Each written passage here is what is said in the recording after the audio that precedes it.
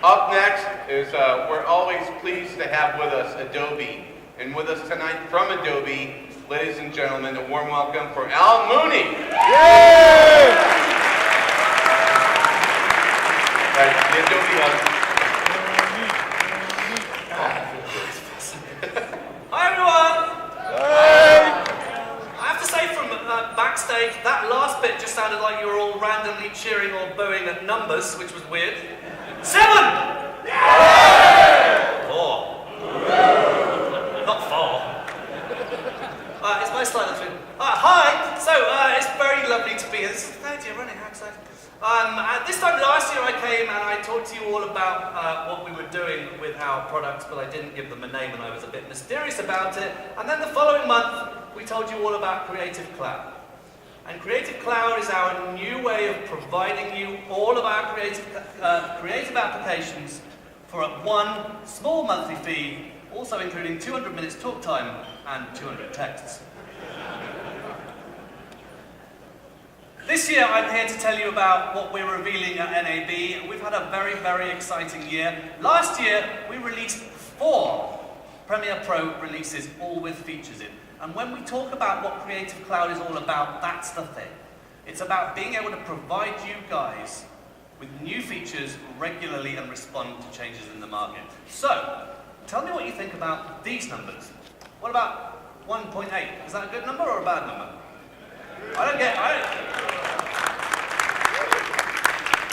That sounded a bit cocky, I didn't mean it to. So we have 1.8 million subscribers, members on Creative Cloud. And since we announced it, 500 new and enhanced features.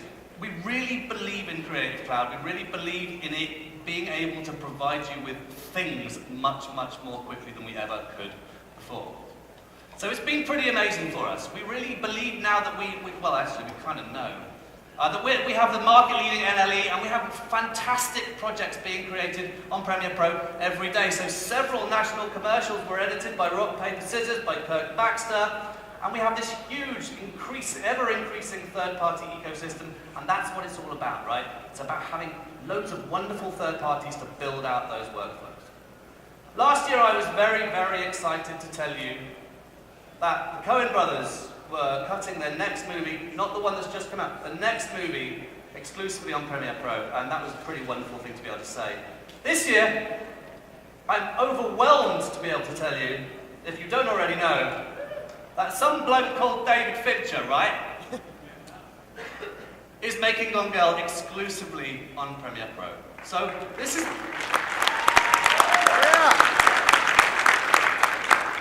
This is tremendously exciting, and I'm not trying to show off. I'm just trying to tell you that we've had huge success and it's very exciting.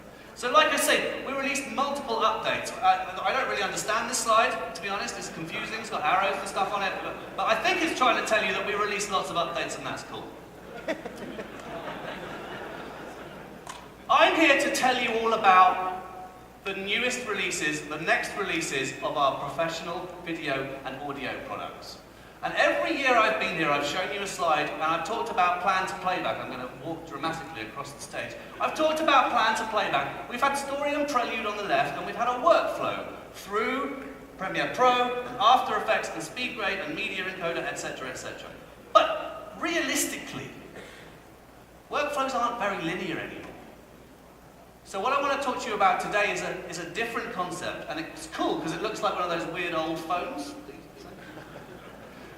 I want to talk to you about Premiere Pro being the hub of the workflow. Workflows aren't linear anymore. You base your work in the editor, you base your work in Premiere Pro, and when you need to go out to embellish your work, to go out to the other applications, we provide you with very, very elegant workflows to do so.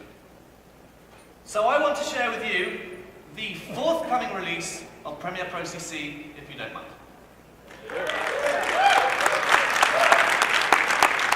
I'm so glad you clapped at that, because if you hadn't, I don't know. By the way, so we had a thing from the organisers saying you shouldn't put like pictures of your pets as your background, so instead I put it in the source monitor. Cloud will be in every demo I ever do. Alright, so let me show you some of the stuff we've done. I want to start by playing back this sequence. This is a really nice sequence. This is a project from the Discovery Channel. I'm going to play it back. back, just have a look, see what you think, and then we'll do some cool stuff with it.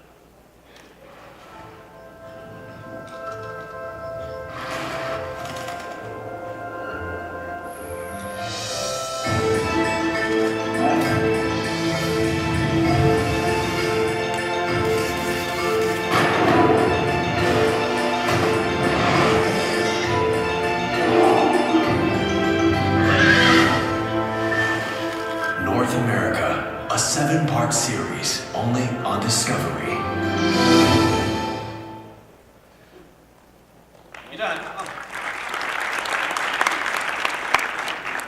So this is a nice Premiere Pro sequence, multiple mixed media formats. There's some R3D in here, there's some DNX HD in here. It's all, it's what we do, right? Everything native, mix and match on the timeline, and get great performance because of the Mercury playback engine. I would like to draw your attention to this, which is the machine I'm using today.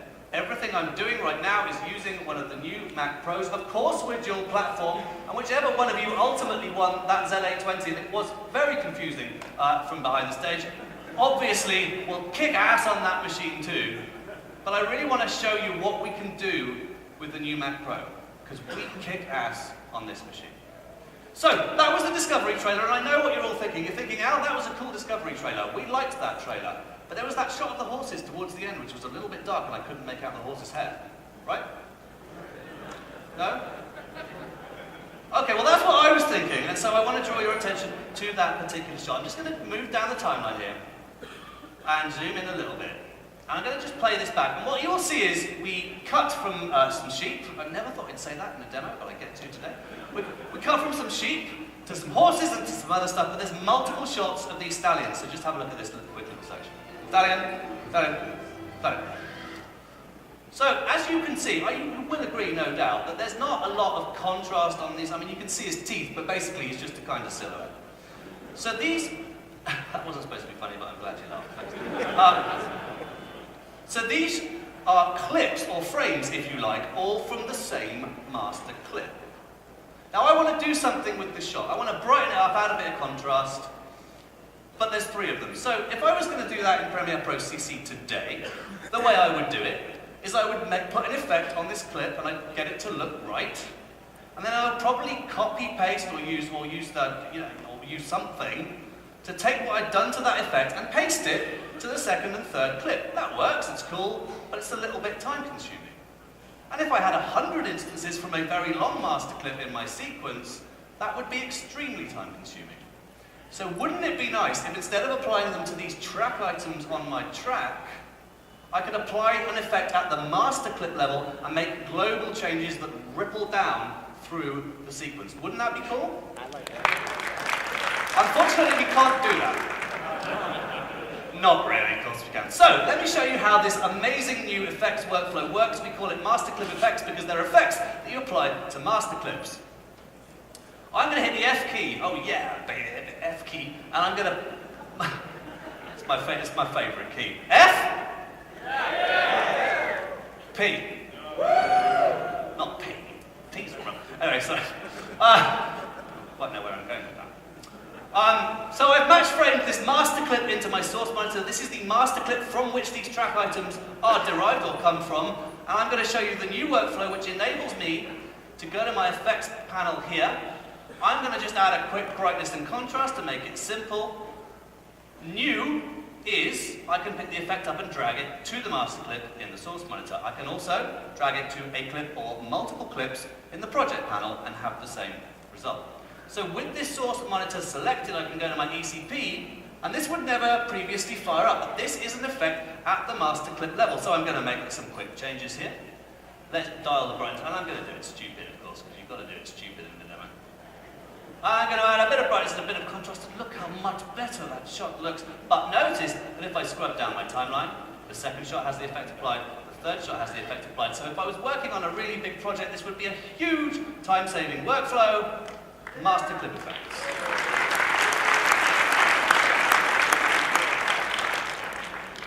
So now, we're going to move from horses to some skiing, which is a natural segue, I think. And as you can see, we have a skier here, and we have in my timeline, or I have in my timeline, an After Effects comp.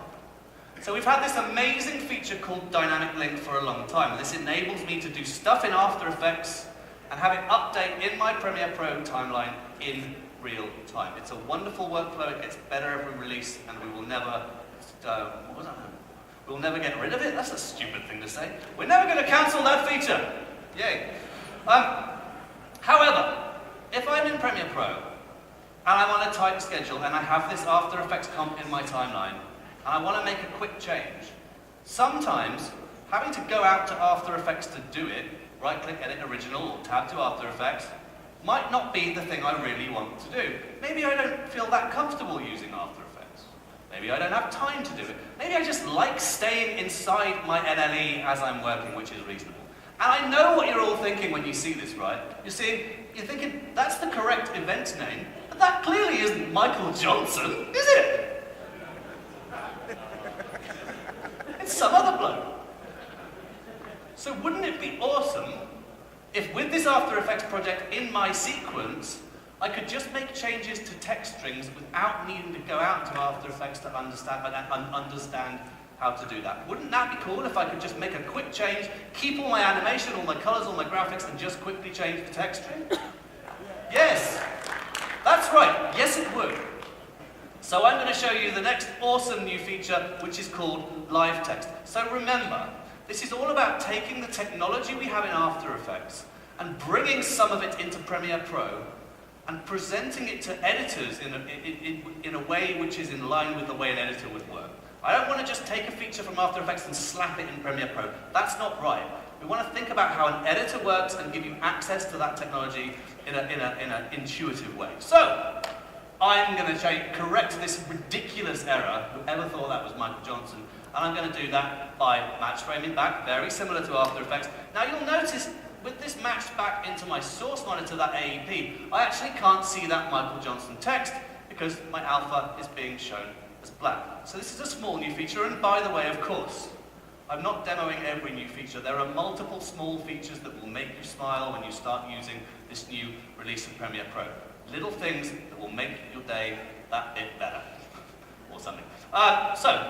Here's a little thing. I'm going to actually just go menu, transparency grid. There's people clapping at that. You can clap. I like it when you clap. Wow, God, they clapped at the transparency grid. So there it is. There's the AEP. There's the comp, I should say, in my source monitor. I can now, with that loaded, very similar workflow to Master Clip Effects. I can go to my Effect Controls tab. I can see that live text, and of course, as everyone knows, this bloke is actually Jeff Plinkles. Amazingly talented man. And I've changed it to Jeff Plinkles, and it's updated, and all the graphics remain in place, but I've very quickly been able to do that, stay in the NLE, and do it very quickly. That's bringing the technology to you in the NLE, and that is live text.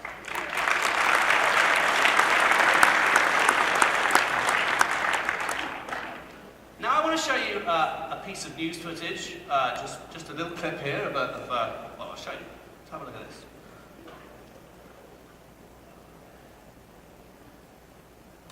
Pretty exciting, eh? Do you want to see it again? Seriously, look, watch. She walks. Just amazing. Anyway, I know what you're all thinking. You're thinking, hang on, it's illegal to show this lady's face. She's a master criminal and we can't show her face on screen. That's what you're all thinking, right? And you're thinking, what I'd really like to be able to do is very quickly put a mask on her face, which sounds weird, but you guys know what I mean. There are so many other directions I could go with that joke, but I've chosen not to. Put a mask on her face and have that mask track so I can very easily and quickly blur out this portion of the frame that I don't want to be seen. And you all know we could do this in After Effects. We could right-click on this clip and make a dynamic link, and we could use masking and tracking in After Effects. But when you just want to do it quickly inside Premiere Pro, having to go out there, again, just like live text, might not be exactly what you want to do. So I'm tremendously excited. This has been a huge amount of work. The engineers who built this have worked for I think about 2 years to get this right. We now have full feathered masking and tracking right inside Premiere Pro.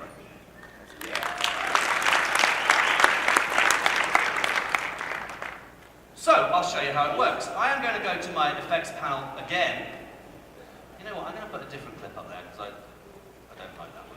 I'm going to go on my effects panel and I'm going to pick up an effect, any effect. Every single effect works with the masking and tracking feature, including third-party effects. It's a beautifully, elegantly designed feature. I know I probably would say that, but I think it is. Right, so what we'll do is we'll mosaic this lady's face out. I'm going to find the mosaic filter or effect, which is now GPU optimized, incidentally. I'm going to drag it to the clip, and obviously what will happen, because it always would, is I'll see a mosaic all over the clip. That's not exactly what I was after. So, I'm going to jump to my ECP with that clip selected, and firstly I'm just going to change the number of blocks, because let's face it, 10 by 10 is kind of stupid. So we'll do 70, 70. No, we'll do 70, 70. 70? No? Wow, no reaction to 70! Interesting. But you don't like 4, got it. Right, anyway. There's the mosaic effect applied. There are 2 very innocent looking small little buttons in my ECP, which make an enormous difference to the things I can do inside Premiere Pro. There's an ellipse, and there's I would call it a rectangle, but it says 4-point polygon, because an engineer did it.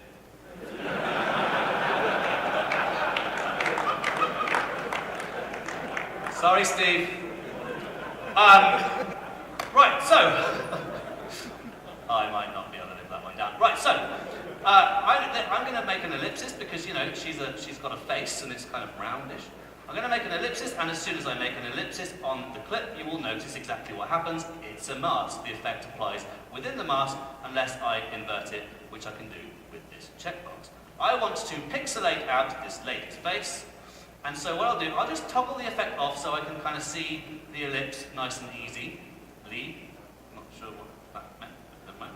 And I'm going to position it over the lady's face. I hate saying that, but I am. Okay, that didn't work. Noted. Right, so I'm going to draw this over. Now, this is the object tracker from After Effects. It's not a point tracker. It's a very intelligent object tracker. I draw the mask over the face. I'm going to jump back to switch the mosaic on, and then super intuitive. And this is the thing with this stuff. We want to make it really, really easy for you to do as an editor and intuitive, right? That's exactly what you guys ask us to do, so that's what we try to do. I'm going to press the play button, or the track selected mask forward button, engineer again, and we'll see this tracking. Now, the great thing about doing it with the Mac Pro is I don't have to vamp as much during the progress bar because it's much faster. So what we're doing here is we're object tracking the lady's face throughout the shot, super easy, just an effect and one button and a mask, and as you can see, that is now tracked all the way through. That said, it's not perfect, as you can see right there. You know, there's still a little bit of her eye. So I'll go down and use some of these features here. I'm going to expand the mask, and I'm going to feather the mask.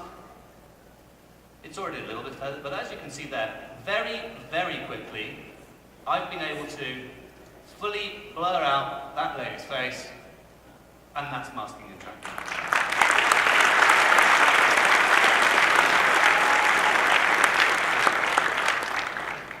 Now, of course, we're not going to stop making After Effects. That's some shocking news. I'm sure you're all surprised by it.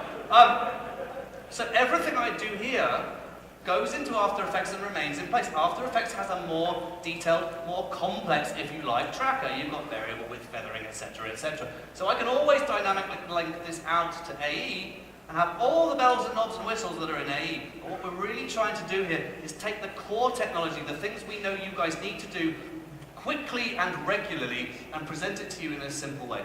If you remember, the last time I was here, I talked about the Lumetri deep color engine being integrated into Premiere Pro. So fast looks, access to beautiful deep color inside the editor, which you just go out to speed grade to embellish. And this is really what we're trying to talk about here. Premiere Pro is the hub. The things you need to do regularly every day you can do in Premiere, or Premiere, still don't know how to say that word. And then when you need more complexity, more detail, you jump out to all the other applications. You need more motion graphics complexity, you go to AE. You need more audition complexity, you go to Audition. Shit. You need more audio complexity, you go to Audition, etc., etc. Premiere's the hub, and we move out to these applications for more power. So that's masking and tracking. How cool is that?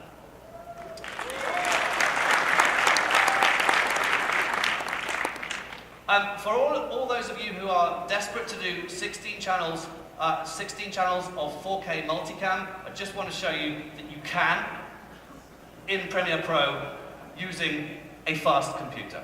Here are 16 channels of multicam. Kind of a weird scene here. I'm not sure where the cameras were pointing. It doesn't really look right. But I just want to show you,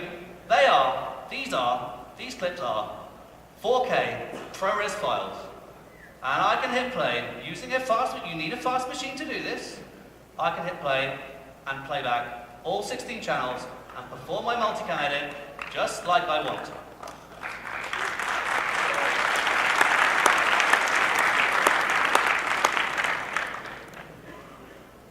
Here's the last thing I'm going to show you. I think I'm overdoing my time here, but so did everyone else, so screw that. We have had a great relationship with Red for a very long time. We've been working with Red since day one. We care so much about being the NLE you think of when you think high-resolution workflows. When you need to do 4K, 5K, 6K and beyond, we want you to think Premiere Pro. And that's because we put so much work into supporting these higher resolutions natively and allowing you to work with them in the same way you would with HD, SD, or whatever's less than SD. I don't think there is one. So here, you see the sequence has 3 R3Ds in it. These are 4K R3Ds. Something that we've been working very closely with Red on, and I'm really, really excited about this. Anyone who works with Red is going to see huge performance improvements because we are now able to debayer this Red media using the GPU. So,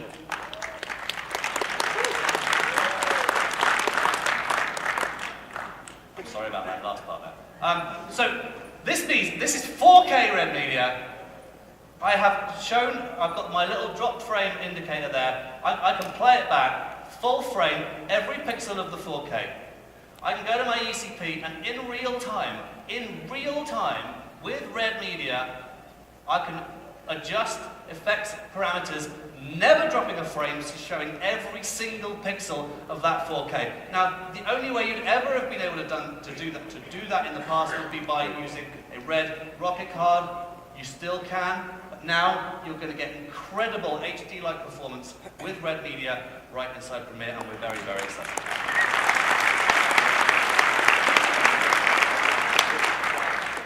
There are millions, that's not true. There are several, no, that's also not true. There are lots, that's good, we'll go with lots. There are lots of other, of course, smaller new features inside Premiere Pro. Every time we release a new update, and as you know, that's pretty often, we add the features that we hear you guys requesting regularly. We really care about that. I know I say it every time, I know it sounds a bit corny, but we pride ourselves on coming to things like this, listening to you guys, and giving you those little but very important features that you ask for. So you've got things like track select to the left. You've got reverse match frame. There's loads of features. I really think you're going to love this release. We are also previewing, or what's the word? Revealing, that's it. New versions of all of our other applications, a brand new Speedway with a much improved direct link workflow, a brand new Audition, a brand new After Effects. Come by the stand if you're coming to NAB. This one's going to be big, and all Creative Cloud members will see these releases very soon. Thank you so much for listening to me.